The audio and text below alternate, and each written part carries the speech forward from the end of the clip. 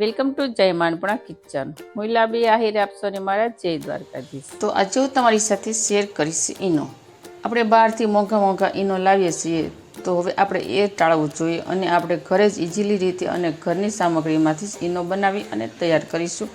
તો આ ઈનો છે ને, તમને જ્યારે ગેસ, એસિડિટી કે પેટમાં બળતરા થતી હોય ત્યારે તમે પી શકો છો. અને બીજું, આ ઈનો તમે કેક, ઢોકળા, ભજીયા, ગમે તે ફરસાણની વસ્તુ તમે બનાવી અને તેમાં યુઝ કરી શકો છો. તો જો બજારમાંથી આપણે ઈનો લેવા જઈએ ને, તો ફક્ત એટલો ઈનો આપણને 10 રૂપિયાની પડી મળે છે. પણ આજે આપણે 10 રૂપિયામાંથી ઢગલાબંધ ઈનો બનાવવાનો છે. આટલી સામગ્રીમાંથી આપણે ઘણો બધો ઈનો બનાવી અને તૈયાર કરીશું. લગભગ આ 15 જેટલા પેકેટ ઈનોના થઈ જશે.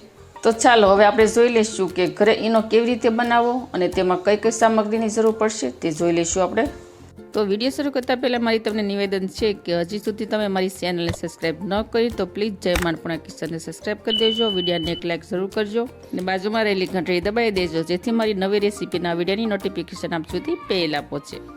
તો સૌથી પહેલાં આપણે લઈ લઈશું લીંબુના ફૂલ. જો આ રીતના લીંબુના ફૂલ દાણેદાર આવે છે, અને તમે સિટ્રિક એસિડ પણ કહી શકો છો. તો હવે આ દાણાને છે ને આપણે એકદમ પાવડર જેવો બનાવવાનો છે. તો તેના માટે આપણે ખાણી દસ્તો લઈ લઈશું, અથવા તો તમે તેને મિક્સ જારમાં પણ ક્રશ કરી શકો છો. તો હવે આ લીંબુના ફૂલને આપણે ખાણીમાં એડ કરી દઈશું અને તેનો એકદમ ઝીણો પાવડર બનાવી દઈશું આ રીતે કૂટીને.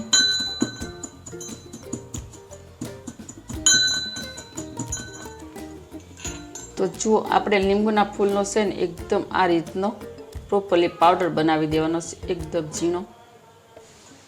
તો હવે આ પાવડરને આપણે એક બાઉલમાં એડ કરી દઈશું. તો લીંબુના ફૂલનું મેજરમેન્ટ જોઈએ તો અહીંયા મેં આ 2 ચમચી લીંબુના ફૂલનો પાવડર લીધો છે. તો 2 ચમચી લીંબુના ફૂલની સામે અહીંયા મેં લીધો છે 2 ચમચી રેગ્યુલર ખારો. ખારો છે તે મેં ટાટાનો લીધો છે, અને આને આપણે બેકિંગ સોડા પણ કહી શકીએ છીએ. તે આપણે એડ કરી દઈશું. આ બેકિંગ સોડા આપણે ભજીયા, ગોટા, પકોડા આમાં બધામાં આપણે યુઝ કરી અને ખાતા હોઈએ છીએ. તો આપણે બંને વસ્તુને 2 ચમચીનું મેજરમેન્ટ રાખ્યું છે. તો તેની સામે આપણે લઈ લઈશું 3 ચમચી મીઠું. મીઠું પણ મેં અત્યારે ટાટાનું જ લીધું છે. તમે આની જગ્યાએ સિંધુ મીઠું પણ લઈ શકો છો. તો સિંધુ મીઠું છે ને આપણે એટલા માટે યુઝ કરીએ છીએ કે આપણે કોઈ પણ ફરાળી વસ્તુમાં તેનો યુઝ કરી શકીએ છીએ, અને તમે લીંબુ સોડામાં પણ યુઝ કરી અને પી શકો છો. હવે આપણે આ બધી વસ્તુને સરસ રીતે મિક્સ કરી દઈશું. તો આપણે 3 વસ્તુને મિક્સ કરી દીધા બાદ આપણે લઈ લઈશું ઈનો. ઈનો અહીંયા મેં લેમન ફ્લેવરનો લીધો છે. તો તમે જો ચાહો તો ઈનો એડ કરી શકો છો, નહીં તો તમે આને સ્કીપ પણ કરી શકો છો. તો ઈનો એડ કરવાથી છે ને તેનું રિઝલ્ટ સારું આવે છે. હવે આપણે ઈનો એડ કરી દઈશું આની અંદર. ફરીથી આપણે સરસ રીતે મિક્સ કરી દઈશું. હવે આપણે ઈનોનો પાવડર ભરવા માટે કોઈ પણ આ રીતની કાચની બોટલ લઈ લેવાની, અને તેમાં આપણે ઈનો ભરી દેવાનો.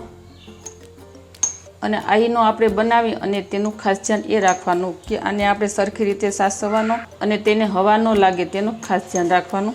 નહીંતર શું થશે કે ઈનો છે તે ઢેફું થઈ જશે અને અંદરથી ગોળી જેવું પડવા મળશે. અને ગમે ત્યારે તમારે ઈનો યુઝ કરવાનો હોય ત્યારે ઈનો લઈ અને ફટાફટ બોટલીનું ઢાંકણ બંધ કરી દેવાનું. અને ચોમાસામાં તો આ વાતનું ખાસ ધ્યાન રાખવાનું. તો જો અહીંયા આપણે બોટલમાં ઈનો ભરી દીધો છે, 1 બોટલ ઈનો બન્યો છે. હવે આપણે આ રીતે ઢાંકણ ઢાંકી ને પેક કરી દેવાનું. અને તમે આ રીતે ઈનો બનાવી અને 1 વર્ષ સુધી સ્ટોર પણ કરી શકો છો અને બહાર રાખી શકો છો. ફ્રીજમાં નહીં રાખો તો પણ આ રીતે ઈનો બનાવી અને સારો જ રહેશે.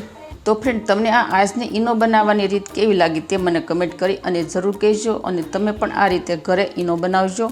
તો તમે જો આ રીતે એકવાર ઈનો બનાવી નાખશો ને ઘરે, તો તમે બહારથી મોંઘા ઈનો લાવવાનું પણ બંધ કરી દેશો. તો આજે હું તમને આ એક પાવડરમાંથી ઈનો અને લીંબુ શરબત બંને બનાવી અને બતાવું છું.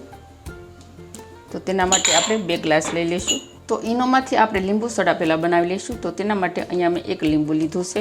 લીંબુને આપણે 2 ભાગમાં ડિવાઈડ કરી લઈશું. તેમાંથી આપણે અડધા ભાગનું લીંબુ ગ્લાસમાં એડ કરી દઈશું. ત્યારબાદ આપણે જે ઈનોનો પાવડર તૈયાર કર્યો હતો તે અડધી ચમચી એડ કરી દઈશું. જુઓ કેટલા સરસ ફીણા વળવા મળ્યા છે. હવે આમાં આપણે પાણી એડ કરી દઈશું.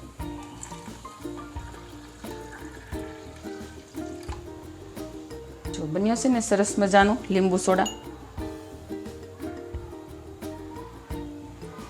તો હવે હું તમને ફક્ત ઈનો બનાવી અને બતાવીશ. તેના માટે આપણે 5 ચમચી જેટલો ઈનો પાવડર લઈ લઈશું.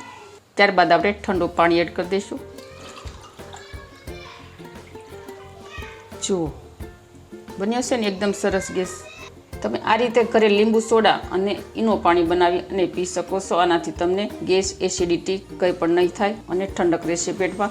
તો તમે પણ આ રીત ઘરે જરૂર અપનાવો. અને હા, તમે જ્યારે બહાર હોટલનું ખાધું હોય કે ફાસ્ટ ફૂડ ખાધું હોય અથવા તો તમે ગમે તે તળેલી વસ્તુ ખાધી હોય તો તમે ખાધા બાદ આ રીતે ઈનો અથવા તો આની લીંબુ સોડા બનાવી અને પીવો તો તમને ખાવાનું પણ હજમ થઈ જાય અને પાચન થઈ જાય અને તમને ઓડકાર પણ આવી જાય.